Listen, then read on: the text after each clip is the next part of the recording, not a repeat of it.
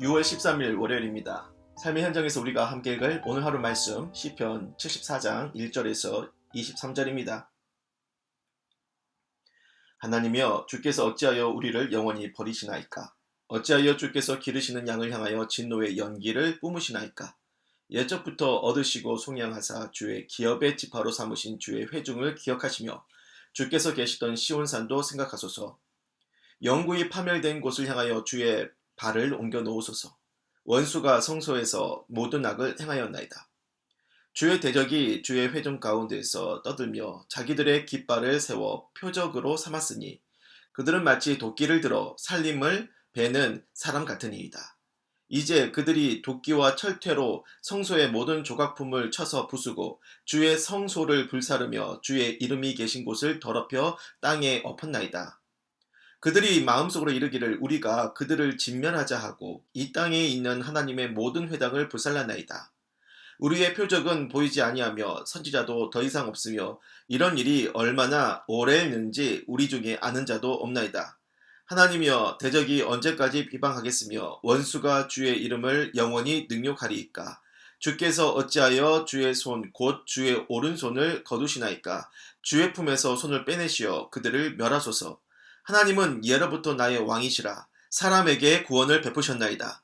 주께서 주의 능력으로 바다를 나누시고 물 가운데 용들의 머리를 깨뜨리셨으며 리워야단의 머리를 부수시고 그것을 사막에 사는 자에게 음식물로 주셨으며 주께서 바위를 쪼개어 큰 물을 내시며 주께서 늘 흐르는 강들을 마르게 하셨나이다. 낮도 주의 것이요 밤도 주의 것이라.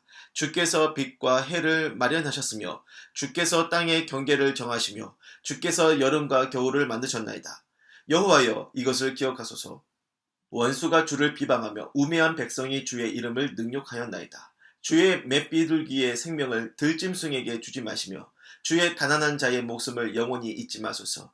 그 언약을 눈여겨보소서. 무릇 땅의 어두운 곳에 포악한 자의 처소가 가득하나이다. 학대받은 자가 부끄러이 돌아가게 하지 마시고 가난한 자와 궁핍한 자가 주의 이름을 찬송하게 하소서. 하나님이여, 일어나 주의 원통함을 푸시고 우매한 자가 종일 주를 비방하는 것을 기억하소서. 주의 백성들의 소리를 잊지 마소서. 일어나 주께 항거하는 자의 떠드는 소리가 항상 주께 상달되나이다. 아멘. 시편 81번째 시간, 주의 침묵으로 깨닫는 주의 은혜라는 제목으로 말씀을 전하겠습니다. 여러분, 신앙인들에게 참기 어려운 고통이 뭘까요? 주님의 침묵입니다.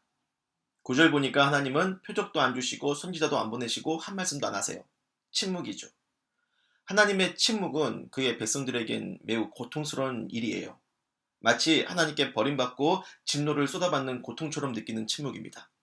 1절, 하나님이여, 주께서 어찌하여 우리를 영원히 버리시나이까? 어찌하여 주께서 기르시는 양을 향하여 진노의 연기를 뿜으시나이까? 3절, 원수가 성소에서 모든 악을 행하고 있습니다. 성소는 하나님의 거룩한 성전을 말해요. 도끼와 철퇴로 성소의 모든 조각품을 부수고 성소를 불사르고 주의 이름이 계신 곳을 더럽혀서 땅에 엎어버리고 있어요.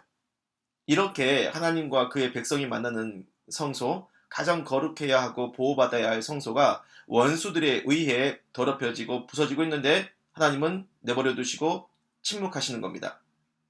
성소의 훼손이라면 예루살렘이 바벨론에게 멸망당하던 BC 586년 아니겠는가? 그런 생각을 해볼 수 있지만 74편을 두고 그 이전에 성전이 훼손된 시절이라든가 포로시대 때 예루살렘 성전을 재건한 이후 또다시 성전이 더럽혀진 때라든가 여러 가설들을 생각하기도 합니다. 8절에 보면 이 대적들이 성소뿐만 아니라 여러 지역에 하나님을 예배하던 회당들도 다 불살랐다고 했어요. 그래서 이 시편 74편은 모든 시대를 아울러서 예배신앙이 무너지고 환난과 고통에 빠져 있음에도 침묵하시는 하나님을 느끼는 자들을 위한 말씀이다. 이렇게 생각해 볼 수 있겠습니다. 다시 말씀드리지만 하나님이 침묵하시면 성도는 너무나 괴로워요. 예배 때 감동을 안 주신다는 그 정도가 아니에요. 정상적인 예배를 할 수가 없어요. 아예 성전과 회당이 불살라졌잖아요. 그런데도 하나님은 선지자도 안 보내주시고 표적도 안 주십니다. 침묵하세요. 이렇게 성소의 파괴, 하나님의 침묵, 그걸 지켜보는 성도의 심정이란 건 어떻겠습니까?